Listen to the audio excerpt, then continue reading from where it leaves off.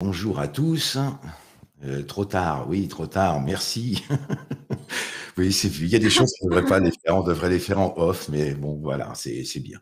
Mais ça fait partie de la spontanéité de la chose. Voilà, et j'aime beaucoup, voilà, les sourires sont toujours les bienvenus.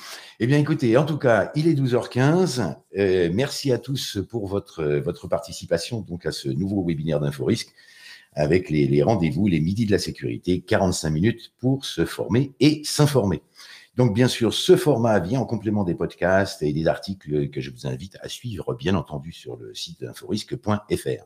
Alors, surtout, n'hésitez pas à visiter également notre marketplace parce que vous y trouverez des solutions de produits et services pour vos problématiques de gestion des risques professionnels. Et ce qui est important, c'est qu'en passant par la marketplace d'InfoRisque pour choisir vos fournisseurs et experts, eh bien, vous contribuez à financer tous les services que nous offrons gratuitement pour faire progresser la prévention et agir dans la lutte contre les risques professionnels, et bien, comme ce webinaire aujourd'hui, et puis d'avoir le plaisir d'avoir un kiné directement à domicile pour l'apéritif, ce qui est quand même une bonne chose, quand même un privilège que vous offre InfoRisque. Alors, sur ce, ça va être bien parti aujourd'hui. Nous sommes en pleine forme.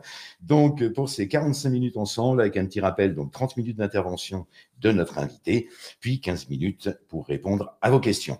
Petit détail pratique, vous avez en bas donc la possibilité de taper un message. Donc, vous avez la partie message ou la partie question. Donc, pour ça, n'oubliez pas que pour que les questions puissent nous remonter, de cliquer sur le petit pictogramme avec le point d'interrogation. Voilà, maintenant tout ça, tout est dit. Nous voici donc en route pour ce nouveau webinaire avec qui a pour titre donc la prévention des TMS, gestes et postures. Où en sommes-nous? Pour cela, une invitée de marque que l'on va recevoir aujourd'hui. Et puis bien sûr, j'ai laissé mon petit papier, j'ai complètement mis les choses de côté, très bien organisé. Merci François. Voilà, c'est-à-dire que le papier qui est à côté. Voilà, donc notre invitée est Anne-Hélène Goualou, qui est kinésithérapeute et CEO de la Minute PEPS. Et donc, on va pouvoir échanger avec Anne-Hélène avec deux mots quand même concernant la Minute PEPS. Est un réseau de kinésithérapeutes qui fédère des indépendants répartis sur le territoire français avec un partage d'une même vision sur la prévention des TMS. Donc voilà, une invitée de marque pour parler d'un sujet qui est quand même un sujet tout à fait d'actualité. Alors, en premier lieu, Anne-Hélène, bonjour. Bonjour, bonjour à tous. Merci beaucoup de m'accueillir pour ce webinaire. C'est vraiment un honneur de pouvoir répondre à cette grande question sur les gestes et postures. Donc j'espère apporter toutes mes connaissances, on va dire, en tant que kiné initialement libérale, mais surtout passionnée de prévention de TMS en entreprise depuis 2017. Vu la préparation qu'on a eue ensemble avec voilà, pour ce webinaire, je suis certain que tout le monde va apprécier tout à fait vos réponses et votre implication, en tout cas dans ce domaine. Donc, première question, quels sont les facteurs à l'origine des TMS? Alors, je pense que beaucoup le savent, c'est vraiment multifactoriel, hein. Les TMS, c'est lié bien sûr aux conditions de travail. Donc, il peut y avoir tout ce qui est risques psychosociaux. Il peut y avoir tout ce qui est en lien avec le stress. On sait que le sommeil peut influencer, donc tout ce qui est en lien avec l'hygiène de vie, donc aussi ce qui est non lié au travail, hein, parce que ça regroupe l'ensemble des problématiques de la personne. Et en parlant de problématiques de la personne, on sait aussi que il y a des facteurs individuels à prendre en compte, donc les antécédents, les croyances, la situation actuelle de la personne qui peut favoriser un risque plus important de TMS. Et bien sûr, on entend beaucoup parler des gestes et postures en lien avec tout ça. Et donc j'aime beaucoup, avec mes collègues de la Minute PEPS, donner une image d'un vase qui se remplit, en fait, avec tout ce qu'on peut rencontrer. Donc par exemple, si on est actuellement fatigué, donc aussi si on est stressé, qu'il y a eu une surcharge d'activité, plus de choses qui s'ajoutent. Et puis, peut-être que le matin, en s'habillant pour se préparer à son travail, paf, on se penche et c'est la goutte d'eau qui fait déborder le vase et là, on se déclenche, par exemple, une lombalgie. Donc c'est On va un la quiche à l'eau qu'à la fin, elle se casse. c'est ça. Et donc c'est un cumul, de facteurs qui remplissent, le vase et parfois et ben, on peut, avoir, tout plein de choses qui entrent en compte et donc c'est important de le savoir et d'avoir conscience que c'est pas juste les gestes et postures, que c'est vraiment, quelque chose de global. Alors, tout de suite, après cette petite intro, il y a la question ici essentielle. Les mauvais gestes et les mauvaises postures existent-ils?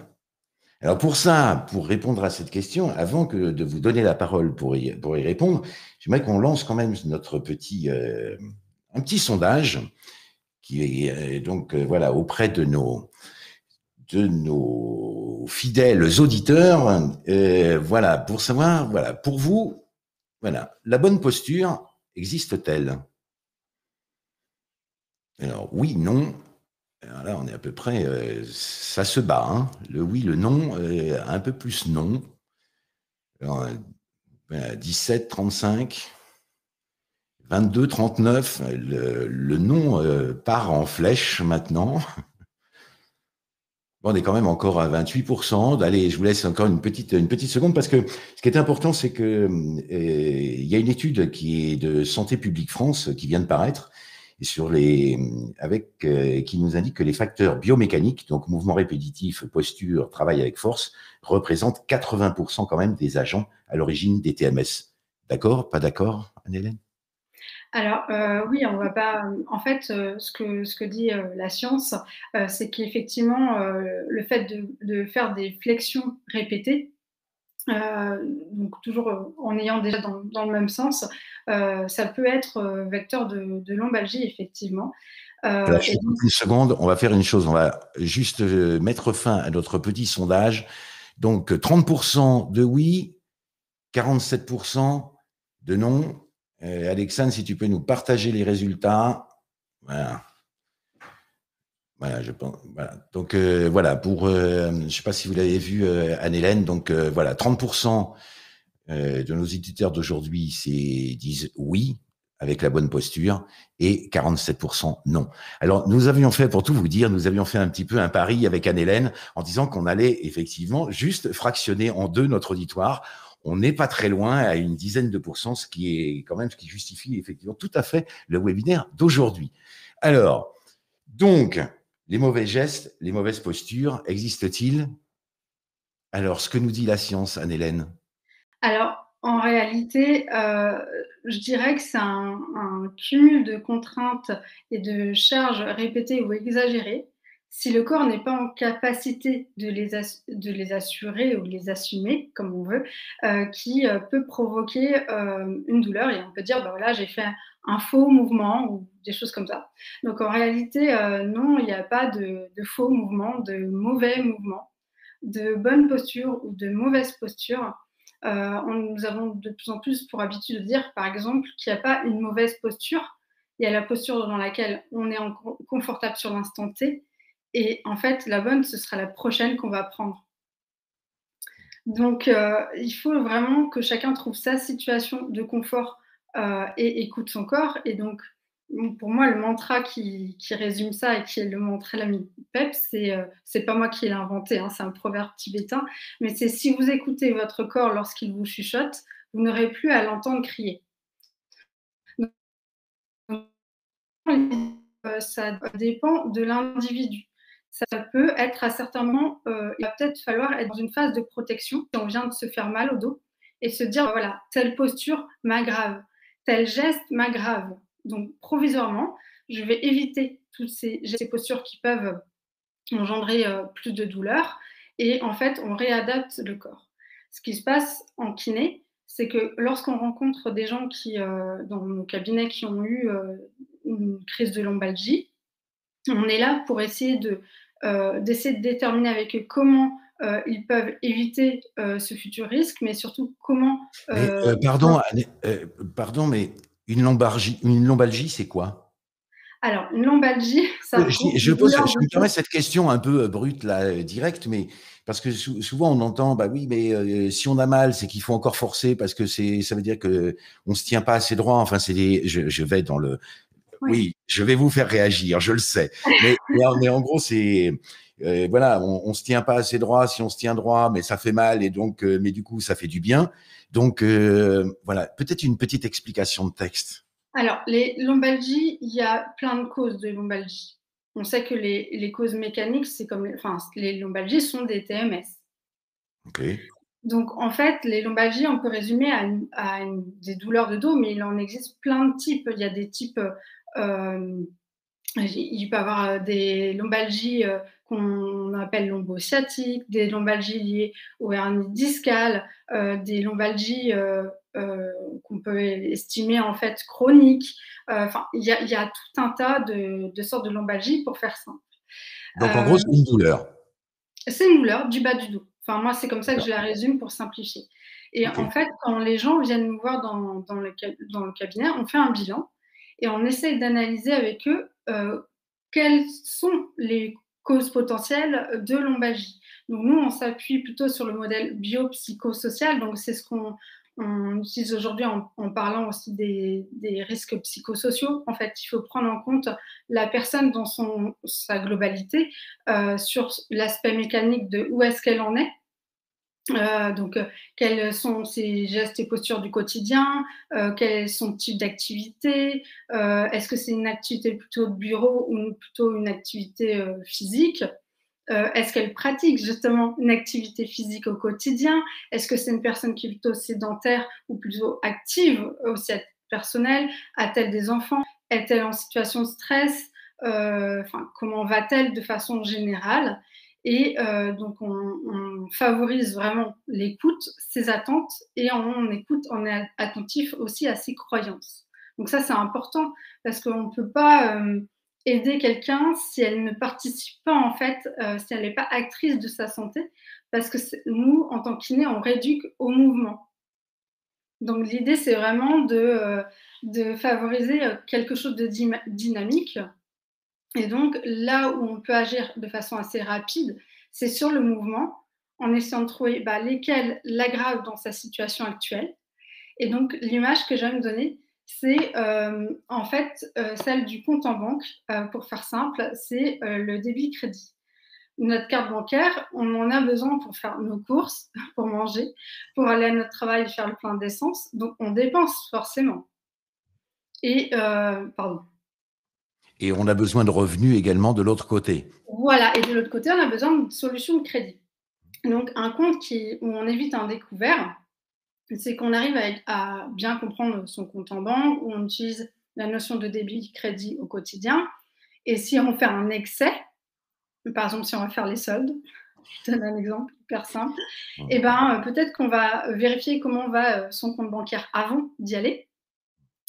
Et donc ça, c'est important de pouvoir le rééquilibrer avant pour pas tomber sur notre ligne de découvert et se prendre des agios. Et Il y donc a avec que la douleur, kiné, c'est sur la même, en prenant en partant de cet exemple-là, ça veut dire qu'il y a que le banquier qui sait, ou on sait aussi où on en est dans dans ce capital? ah bah ça dépend où est-ce qu'on est chacun. Il y en a qui décident de pas regarder où ils en sont. Et donc, c'est en ça que la prévention, c'est important, c'est qu'il faut que chacun soit acteur et expert de son corps, qu'il apprenne à le comprendre, à regarder comment il fonctionne. Et nous, kinés ou autres intervenants, parce qu'il n'y a pas que les kinés, mais on essaye d'aider les gens à comprendre le fonctionnement de leur corps. Et donc, de faire le bilan de où est-ce qu'ils en sont. Donc, de répondre qui a une mauvaise posture, ce serait dire, en fait, d'éviter l'affection. C'est important parce que, voilà, pour pas tomber dans la découverte. Mais ouais, mais demain, si on s'empêche de dépenser, on meurt de faim aussi.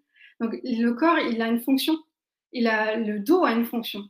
Un coude, on en a besoin pour tendre, on en a besoin en pliant aussi pour le quotidien, pour manger et prendre des objets. Ça fait partie des besoins. Mais le dos, c'est pareil. On a besoin de se pencher pour ramasser quelque chose par terre. Oui, donc Et faut pas le bloquer dans, faut pas le, voilà, faut oui, apprendre à le connaître. Voilà, et donc un Mmh. compte en banque ou un corps qui va bien, c'est un corps qui est adapté, qui a eu, en fait, qui a des capacités habituelles, qui a eu en fait, on va dire qu'on a adapté à son quotidien. Et donc par exemple, il y en a qui vont dire: «Mais faut pas courir, c'est pas bon pour le dos». Mais en fait, mais ça, ça fait partie des croyances. Si on aime courir et que ça va très bien pour son dos, et ben, en fait, on réadapte les tissus et son dos, progressivement à la contrainte, en fait. Donc c'est vraiment le but, c'est est-ce que la personne est en situation d'équilibre? Et pour le savoir, c'est a-t-elle des douleurs? C'est la première question. Est-ce que je vais bien sur mon poste de travail? Est-ce que j'ai des douleurs actuellement? Et donc, si j'ai des douleurs actuellement, qu'est-ce qui me cause des douleurs? Et donc dans les gestes et postures, si c'est lié à des mouvements qu'on répète trop dans un sens, bah, ça serait peut-être bien de voir si on ne peut pas équilibrer dans l'autre sens. OK. Donc, je donne souvent cet exemple, quelqu'un qui est beaucoup assis, au cours de sa journée, on va se dire, bah, la personne qui est beaucoup assise, potentiellement les mouvements ou les postures en tout cas qu'elle aurait trop, c'est les postures de flexion. Si en plus elle fait du canoë-kayak, à la fin de sa journée parce que c'est son activité préférée, elle est encore en flexion. Si elle a mal au dos, bah, oui, peut-être que la flexion, c'est un peu trop pour elle. Et donc du coup, est-ce qu'il serait pas intéressant qu'elle se lève régulièrement, qu'elle fasse de la marche? Si elle adore courir, bah, qu'elle aille courir en plus du kayak. Enfin, en fait, il faut essayer de trouver son équilibre permanent. Et je donne l'autre exemple extrême, je suis désolée, j'en ai pas trouvé d'autres, mais à chaque fois je donne le même. Le peintre, qui Mmh. réalise beaucoup de plafonds, bah, peut-être que lui, il tient, beaucoup en extension sur ses lombaires, et que, bah, peut-être que la course à pied, ça lui tire dans le dos et qu'il aurait peut-être besoin, lui, de faire un peu de kayak de temps en temps. Donc en fait, il ne faut pas, créer les lombalgiques de demain, et ce qu'on rencontre déjà aujourd'hui dans nos cabinets, c'est les gens à qui on fait croire que c'est interdit de bouger dans un sens, ou Mmh. que c'est pas bon de.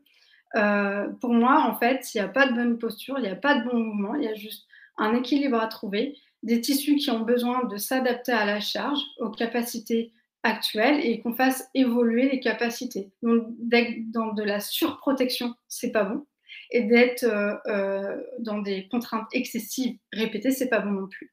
Donc Mais pour moi, il y a besoin d'adapter. alors que devient ces ou que deviennent un peu ces schémas et ces bonnes pratiques, enfin qui sont dits bonnes pratiques de dire, voilà, je fais des squats et je ne me plie pas mon dos et cetera. On en fait quoi de tout ça? Alors, moi, en tant que kiné, j'ai appris comme beaucoup de gens ici aujourd'hui, et je crois que ça un petit peu, l'objet aussi des discussions d'un de vos anciens postes. Moi, je suis issue, des années 2009, et à l'école, effectivement, on nous a appris, bah, voilà, port de charge, heu, plus contraignant. Donc je ne parle pas de ramasser un objet au sol, hein, ça, il n'y a jamais eu de problème. Ramasser un stylo, on le ramasse comme on veut, si on va bien, il y a aucun souci. Mais par contre, les charges, bah oui, donc déjà, c'est plutôt contre soi, ça, je suis d'accord. On évite, des bras de levier, longs pour la charge, et sauf que là, donc nous, les kinés, on a beaucoup, dit: «Bah oui, il faut relever, du sol, on regarde». Alors moi, je disais pas de regarder forcément devant en mini squat, mais d'aller, regarder plutôt vers le plafond pour vraiment, aller chercher à lever. Donc ce qui est vrai, c'est qu'il y a beaucoup de gens quand même qui ont tendance à se faire mal en se penchant. Voilà, parce que, bah, peut-être qu'on est beaucoup plus, penchés sur nos activités de travail ou assis dans notre quotidien. Donc peut-être que c'est plus ça, qui favorise notre débit et notre crédit, ça serait d'aller, chercher, cette posture en extension mini squat pour les lombaires. Sauf que la science, il y a en fait, c'est une revue de preuve de, janvier 2022, qui indique que, il y a pas en fait, de preuves, que en fait le mini squat serait mieux que, la flexion, lombaire, donc ramasser, un objet au sol juste en se penchant, pour éviter la lombalgie. On est juste d'accord sur le fait que de répéter, tout le temps un port de charge et de se pencher tout le temps, tout le temps, tout le temps, tout le temps, c'est un facteur de risque pour la lombalgie, mais il n'y a pas, de preuve, qu'il y a une mieux que l'autre. Donc qu'est-ce qu'on fait avec ça? Pour moi, je dirais que si on a tendance à se faire mal au dos parce qu'on est facilement, enfin, on a plus de douleur quand on est penché, quand on est assis. Voilà, il faut regarder quels sont les gestes qu'on fait déjà trop. Donc, peut-être que c'est mieux de se mettre en mini squat. Moi, je fais partie des gens qui sont rassurés par, si j'ai un port de charge plutôt inhabituel, par ce mini squat et je me sens beaucoup plus à l'aise comme ça. Mais il existe des gens qui ont par exemple des douleurs dans les genoux. Mmh. Et en fait, ben, ils vont dire: «Bah, ouais, c'est bien votre, truc de mini squat, mais je suis bourrée d'arthrose, je suis sur le point de me faire opérer, donc qu'est-ce que je fais de mes genoux alors, si je dois plier tout le temps?»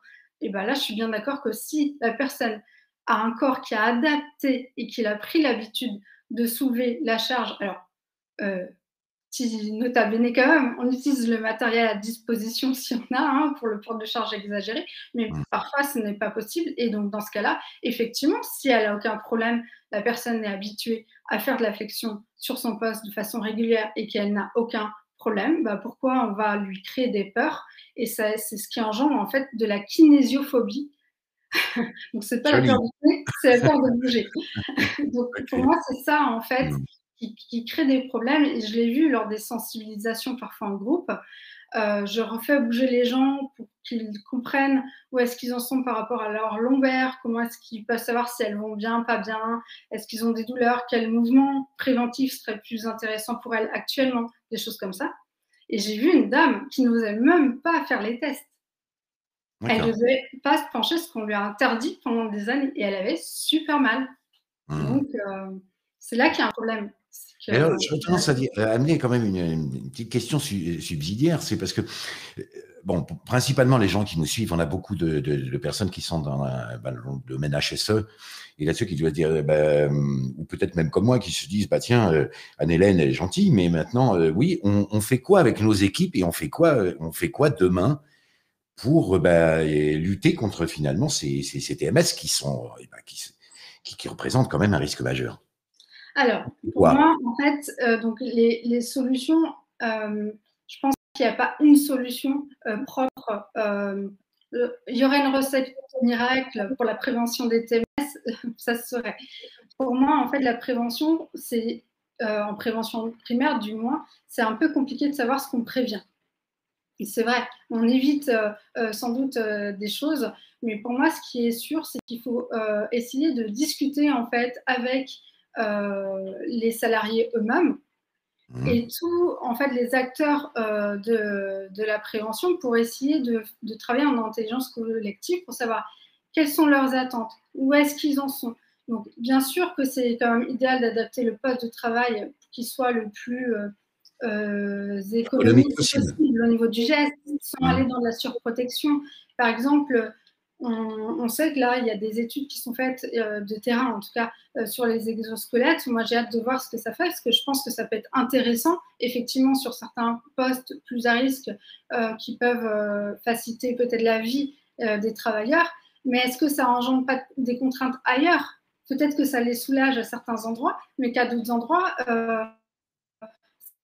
ça répartit les contraintes différemment. Donc, en fait, il faut juste se poser les bonnes questions. Et je pense que de chaque participant, chaque acteur, qu'on va pouvoir combiner les choses. Moi, j'ai fait des consultations individuelles par moment. Et en fait, il y avait des problématiques d'épaule et de cervicale. Donc, j'avais trouvé des mouvements préventifs intéressants.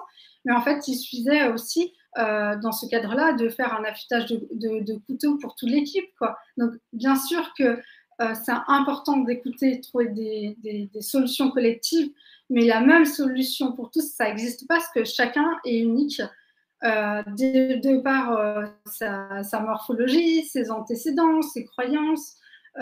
Donc en fait, je pense que c'est une écoute qui est importante et que du coup, le travail des ergonomes est essentiel pour pouvoir adapter le poste de travail avec des normes qui sont idéales, mais adaptées ensuite à chaque individu pour voir comment est-ce qu'il se sent par rapport à son poste, parce que bah oui, si l'écran il n'est pas à 60 centimètres et que lui il a des lunettes qui ont besoin d'une adaptation, voilà, en fait, ce qui compte c'est de bouger. Donc pour moi, il faut redonner la liberté de bouger. Ça, c'est une des solutions. ne pas dire, on va faire un petit aparté, mais que la position de lotus sur son siège, c'est pas forcément négatif du moment qu'on y reste Ça, bien. c'est le clin d'œil avec notre collègue Alexandre, parce qu'effectivement, elle aime la position du lotus directement sur son siège de bureau. Bon, c'est paradoxal, mais maintenant qu'elle a la validation du kiné, c'est fini. Elle ne va plus. Si, elle va changer de position régulièrement, mais Ouais. euh, j'ai hâte de connaître la prochaine. Si elle a, si- c'est ça. En fait, si elle a pas mal, si elle se sent bien comme ça et que voilà, ça lui soulage les jambes et que après, je sais pas, elle va faire une réunion. Ensuite, vous allez faire, je sais pas, une réunion en marchant, c'est top.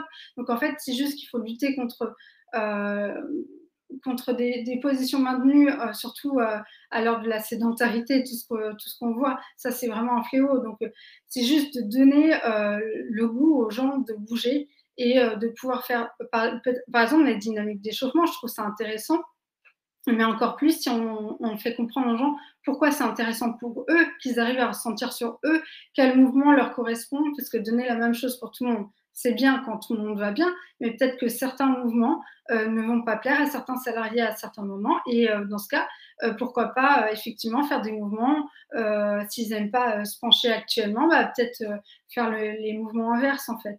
Donc en gros, c'est qu'il faut essayer de favoriser la compréhension du corps et ses capacités d'auto-check-up et utiliser en fait le regard de chaque acteur. Donc là, j'ai parlé des ergonomes, mais si je ne sais pas, s'il y a des animateurs sportifs dans les entreprises, des sessions de yoga, bah, c'est très bien aussi. Enfin, je veux dire, ce qui compte, c'est de pouvoir Bouger. répondre aux besoins et aux attentes. Et puis moi, je retiens quand même une chose devrait faire plaisir aussi à notre ami Vincent Beau, avec lequel on a parlé beaucoup de QVT, n'est-ce pas, pendant de nombreux épisodes précédemment, et où il met l'accent effectivement sur l'écoute des salariés pour les problèmes de santé. Et ben là, on le retrouve aussi dans les TMS, a priori. C'est que la première chose, si j'ai bien entendu, c'est que l'écoute du salarié va être une première chose pour savoir, en gros, il a mal ou pas. C'est ça, c'est la solution. Et si il a choisi de ne pas faire comme c'est préconisé, pourquoi? Parce qu'il est mieux comme ça, parce qu'il a moins mal, bah dans ce cas, c'est OK. Si c'est parce que bah, y a une contrainte qui s'ajoute sur son poste qu'on n'aurait pas analysée, bah, dans ce cas, on va essayer de trouver la solution pour qu'il soit plus confortable pour le faire autrement. En fait, ce qui compte, c'est le confort de chacun, de redonner confiance à chacun, parce qu'on sait que par exemple, lorsqu'on a déjà des douleurs, l'un des premiers facteurs pour pouvoir bien récupérer, c'est l'optimisme. Donc, en passant des messages de bons, de mauvais, on est dans la culpabilisation. Là, vous m'emmenez directement sur un terrain parce que je vois le temps qui file à grande vitesse, malheureusement. Parce que justement, pour rebondir là-dessus, vous avez parlé tout à l'heure du stress. Est-ce que vous Oui. pouvez nous dire un mot sur justement, parce que je pense que vous êtes, enfin un peu dans ce sujet-là, mais je mets aussi un mot sur ce mot de la question, c'est quoi l'importance du stress sur cette lombalgie? Alors, imaginez, enfin, je vais pas forcément. On sait que c'est un impact sur la lombalgie, un impact négatif, c'est un des facteurs de risque de lombalgie. Mais en fait, moi, pour faire simple, sur la notion de douleur, ça a son importance aussi, le stress ou la façon dont on se sent. Et je donne souvent cet exemple lors des sensibilisations. Vous venez de gagner au loto Mmh. Bonne et nouvelle. vous vous faites mal au dos juste un petit peu après. Donc voilà, c'est comme ça.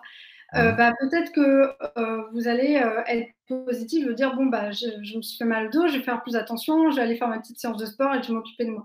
Mais si vous venez de vous coincer le doigt le matin dans la porte et que en plus vous faites mal au dos, bah vous risquez d'avoir encore plus mal au dos en fait. Donc c'est vraiment l'état dans lequel on est actuellement euh, qui peut en fait bah, remplir le fameux vase. Et aussi lorsqu'on est en situation de lombalgie, je pense qu'il faut, Enfin, moi, je crois beaucoup en l'échange qu'il faut avoir avec chaque personne pour la rassurer, lui donner confiance. Et on est en plein là-dedans aussi quand on voit des fois des images de radio et on dit oh là là, on dit RM plutôt aussi, j'ai une grosse hernie discale, je vais être lombalgique, et je vais devenir lombalgique chronique. Alors ça, c'est faux. On peut avoir une hernie discale et pas avoir de douleur. D'accord. Donc en fait, le stress qu'on peut y mettre par rapport à l'imagerie, il faut faire attention. C'est intéressant parfois pour se conforter dans un diagnostic ou pour éliminer tout ce que nous on appelle des drapeaux rouges. Mais maintenant, il y a beaucoup de médecins qui commencent par je prescris la kiné parce que c'est une lombalgie commune classique. Ça fait peut-être très mal, mais c'est sans doute pas si grave. C'est juste un surplus de contraintes. Et en fait, il faut redonner confiance aux gens. Et je pense que dans nos gestes et postures et dans nos discours, c'est important aussi d'amener à ça, à redonner confiance et essayer de comprendre qu'est-ce qui s'est passé.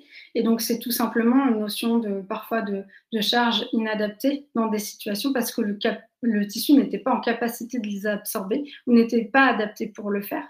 Et donc après, oui, il y a une phase de protection qui est importante pour aller mieux, mais ensuite, c'est de remettre en contrainte progressive et graduelle la personne pour qu'elle soit confort ensuite dans son activité quotidienne ou activité de travail. Mmh. Personnellement, j'ai tout compris.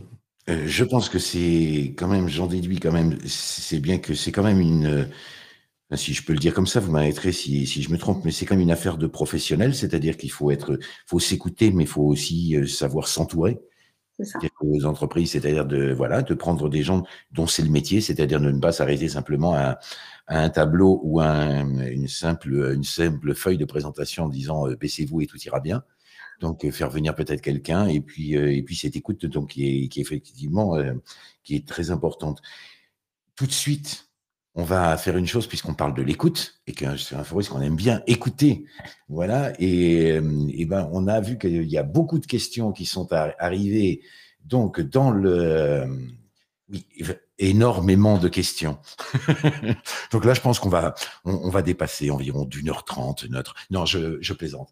Donc, tout de suite, nous allons passer sur les questions-réponses. Hop, si Alexandre, tu peux nous basculer en questions-réponses, s'il te plaît. Alors, effectivement, trouver l'équilibre en écoutant les signaux subtils. Alors, on va faire une chose. On va la mettre comme ça. Alors, par contre, j'ai pas les questions qui sont là. On va le passer. Voilà. Alors, Jean, effectivement, trouver l'équilibre en écoutant les signaux plus subtils que notre corps émet, nous pouvons prendre des mesures pour corriger les problèmes avant qu'ils ne deviennent plus graves. Ben oui, donc du coup, c'est pas une question, c'est une affirmation et on est d'accord, Anne-Hélène? À 200%. À 200%. OK, alors, la question, mais comment faire de la prévention si la douleur est déjà là? C'est déjà trop tard?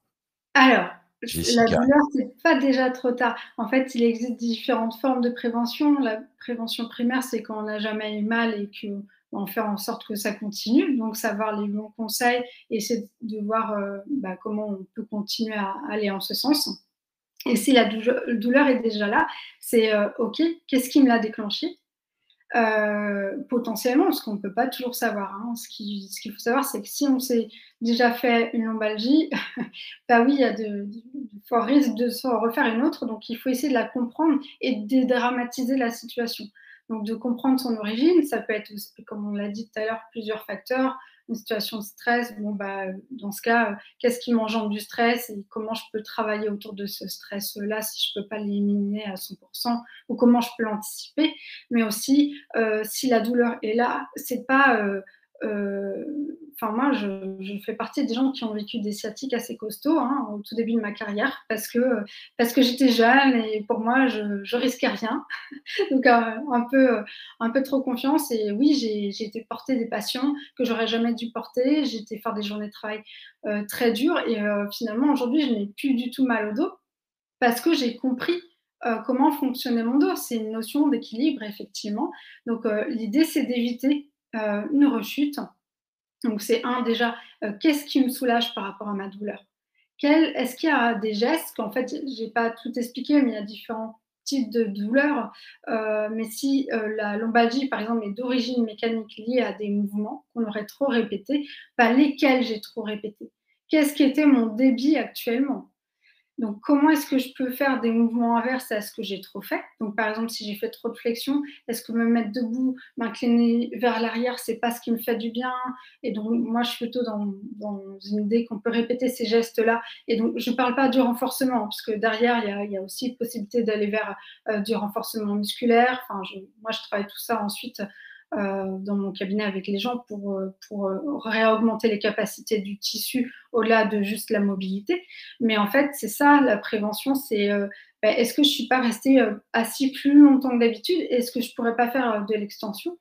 Ou alors, à l'inverse, bah, je suis restée beaucoup trop debout, ça m'a beaucoup tiré dans le dos et j'ai pas eu l'occasion de beaucoup m'asseoir. Donc est-ce qu'arrondir mon dos, c'est pas mon mouvement, qui ferait du bien, actuellement? Donc en fait, c'est trouver mon crédit et ensuite remettre à l'équilibre, sachant que, même si c'est, par exemple, la flexion qui m'a déclenché, c'est important d'y retourner à un moment donné, d'aller réadapter le corps à la flexion. Et nous, dans nos cabinets de kiné, une fois qu'on a trouvé le crédit, que la personne va bien et qu'elle est en équilibre par rapport à sa douleur, on fait de la restauration de la fonction. Donc, on retourne faire de la flexion avec un peu de charge pour la repréparer à son activité de travail où soit elle est trop assise, soit elle est trop penchée de façon régulière. Et donc, après, bien sûr, quand moi je vais dans les entreprises, je suis plutôt en train de voir des gens qui n'ont pas lieu de consulter un kiné ou leur médecin actuellement, hein, voilà, sinon normalement elles ne seraient pas au travail.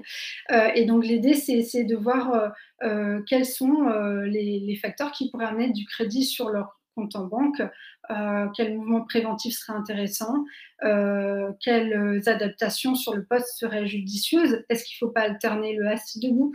Donc c'est des choses comme ça en fait. Par exemple les Swiss balls, c'est pas forcément d'actualité partout, mais je dirais qu'il ne faut pas y rester trop longtemps non plus. Donc ce qui compte, c'est de varier.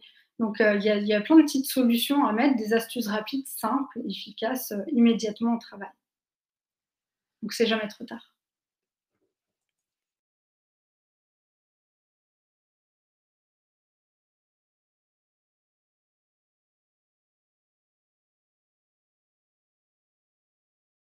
Ah, de nouvelles postures.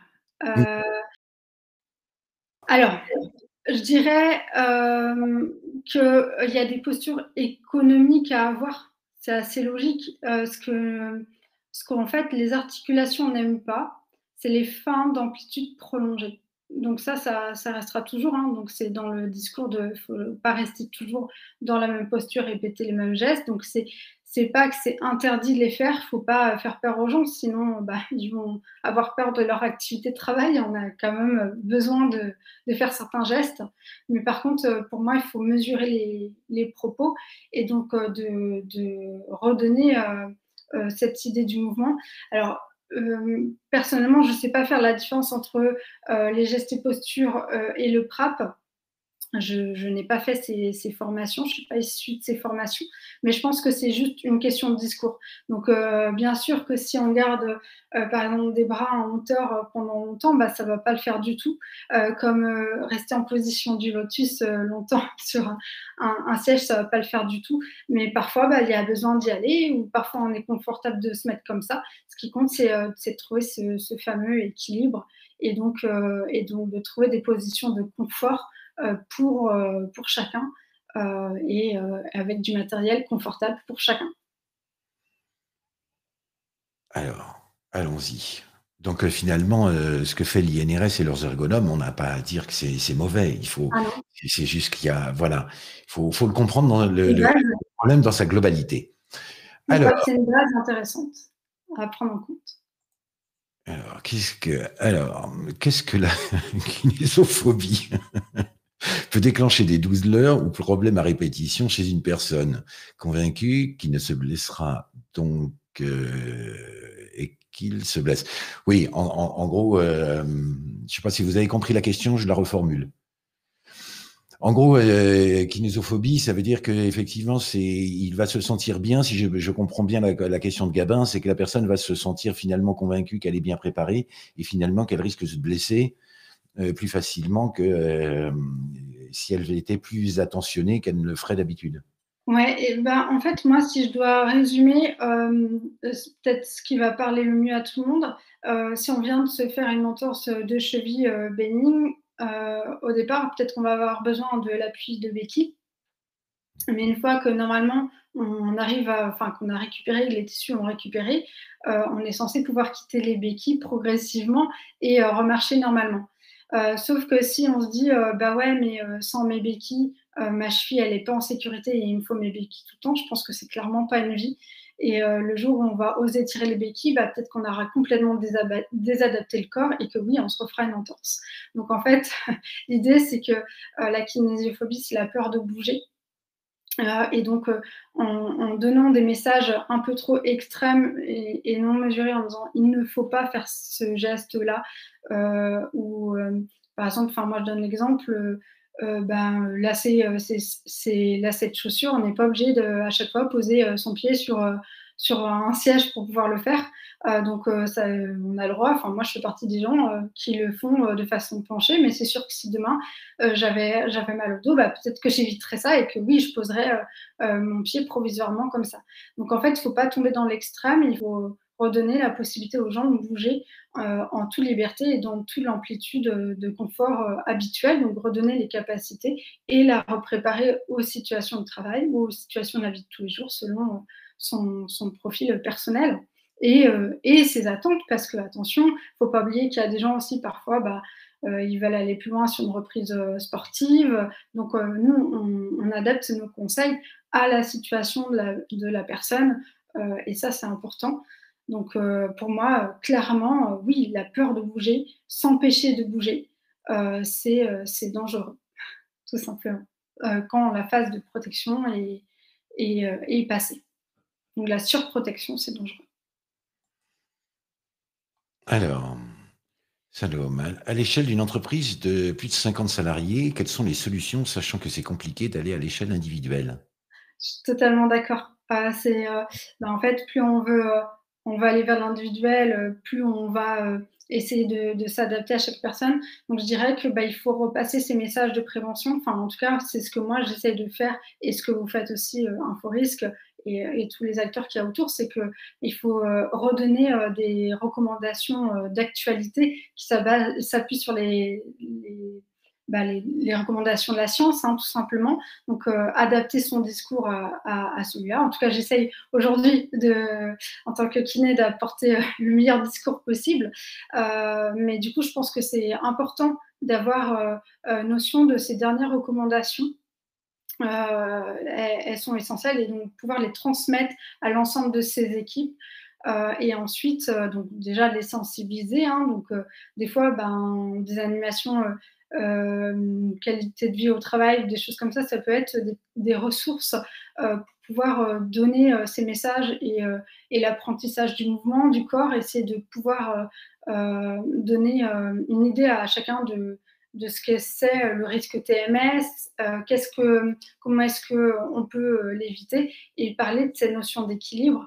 Donc déjà, si la personne elle a compris ça, je pense qu'elle a compris la moitié des choses et elle va pouvoir s'adapter ensuite enfin adapter, on va dire le discours à sa situation et c'est sûr que c'est déjà mieux que rien. Et après, il faut aller petit à petit. Moi, je suis plutôt pour commencer sur des équipes pilotes ou des postes pilotes et puis d'emmener la démarche petit à petit. Mais pour moi, ça passe par l'implication de chacun. Donc, il faut la motivation des salariés en eux-mêmes. Il faut qu'ils aient envie d'aller vers ça.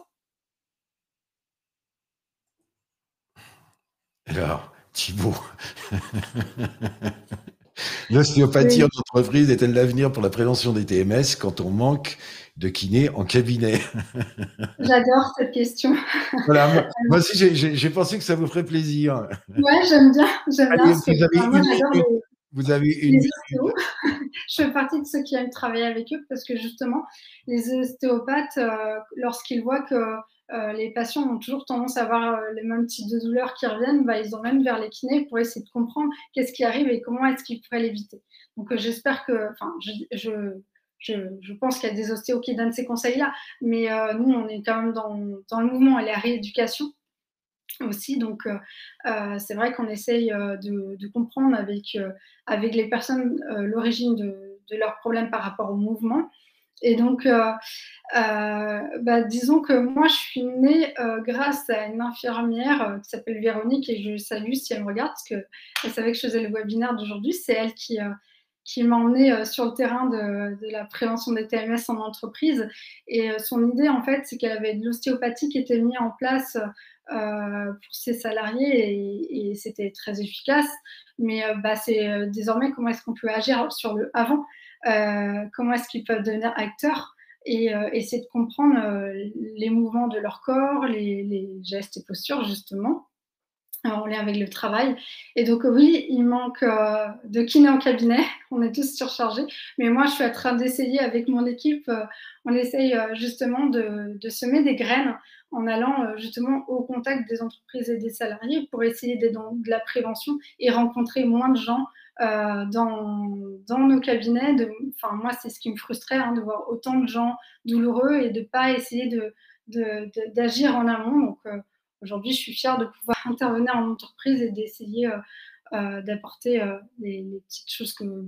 Oui, puisque vous disiez tout à l'heure, alors j'ai vu pas mal de questions sur les échauffements, donc je reviendrai pas dessus parce que de toute manière, vous l'avez évoqué tout à l'heure, et les échauffements, je pense que c'est un élément essentiel, hein. Il y a de plus en plus d'échauffements qui sont même dans les bureaux, et on verra, vous aurez la surprise on va faire un nouveau webinaire d'ailleurs au mois de juin là-dessus, et on parlera des échauffements, je dirais, au bureau, parce que ça existe aussi, hein. Il n'y a pas que dans les ateliers où on peut se blesser, faire mal au dos. Peut-être juste un petit mot, allez, vraiment la dernière question pour vous, Anne-Hélène. Quelle est la différence entre kiné, ostéopathe et chiropracteur? Et là, vous avez 30 secondes. Oh là Alors, le kiné, en fait, c'est la rééducation par le mouvement. C'est le thérapeute de la rééducation par le mouvement. C'est sa définition même. L'ostéopathe, je pense qu'il a une vision globale du corps, tout comme le kiné, mais qu'à la différence du kiné, lui, il peut mettre des trusts que nous, normalement, kiné, on ne met pas, et on n'a pas le droit, enfin, en tout cas, seul, sans aujourd'hui, de consulter de la même façon que l'ostéopathe. Donc maintenant, ça avance, hein. Il y a des décrets qui sortent pour en fait, des consultations en première intention, mais sur des maisons de santé. C'est un autre sujet. Et le chiropracteur, je suis jamais allée en voir un. J'ai juste des patients qui m'ont expliqué comment c'était. Et déjà, je ne sais pas trop faire la différence entre l'ostéopathe et le chiropracteur, mais j'aimerais bien en discuter avec eux pour essayer de comprendre mieux et répondre mieux à la question. Je sèche un peu sur cette dernière question. Et je vous dirais moi aussi, parce que j'ai consulté les deux, et bon, ils n'ont pas le cabinet, ils habitent pas la même adresse, mais bon, a priori, ils ont l'air de faire à peu près quand même la même chose. Voilà. Ça, c'est chouette. Donc, du coup, on va arrêter là les questions, parce que là, sans ça, on serait parti quand même un petit peu loin et sans respecter trop l'heure du déjeuner. Alors, surtout, ne vous déconnectez pas immédiatement. Il y a quand même quelques petites informations à vous donner. La première, c'est de ne pas oublier notre prochain webinaire qui va avoir lieu donc le 15, et on va retrouver à nouveau notre ami Vincent Beau, et pour une question intéressante qui concerne, alors Alexandre, je ne sais pas si tu as notre petit slide de dessus, mais on va le retrouver. Donc notre petit slide de Vincent Beau, on l'a pas, il est là, il n'est pas là, il est parti. Donc, on va parler, voilà, il est là. Donc, danger ou risque, pourquoi faire la différence? Voilà une chose aussi qui va être particulièrement intéressante. Alors, ça, c'est pour les petites annonces. J'ai vu passer aussi un certain nombre de personnes qui nous ont dit qu'ils avaient des problèmes de son, des choses comme ça. Pardon, on va regarder au niveau technique ce qu'il a pu se passer. De notre côté, le son était bon. Ça veut dire que normalement, l'enregistrement est correct. Donc, bien entendu, comme toujours, tous nos webinaires sont en accès libre sur le site d'Inforisque. Et on a même inauguré une chose, c'est que on les passe même maintenant directement, on fait un enregistrement sur notre chaîne de podcast, ce qui permet de correspondre finalement au mode de consommation de chacun. Voilà, et donc ça c'est l'essentiel. Un petit mot également pour vous rappeler que nous avons mis en place, alors vous avez coché peut-être certains le fait de pouvoir rejoindre le Inforisque, le club. C'est tout nouveau bien sûr, on va avoir un lancement un peu plus en grande pompe dans les semaines qui viennent, mais c'est déjà un endroit où vous pouvez échanger entre professionnels. C'est un réseau privé, donc vous avez besoin quand même de vous y identifier. Anne-Hélène est présente aussi dans cet espace, dans un espace dédié justement à la partie TMS. Donc, si vous voulez continuer à échanger avec Anne-Hélène, eh bien, welcome sur le club d'Inforisque. Voilà, maintenant, il me reste encore à vous remercier et à vous souhaiter un bon appétit. Et encore un immense merci, Anne-Hélène, pour votre contribution qui, je Merci pense, a beaucoup. bien apprécié. Pas le temps de lancer le petit sondage entre deux. J'espère en tout cas que voilà, il y a des merci qui ont plu directement sur le chat.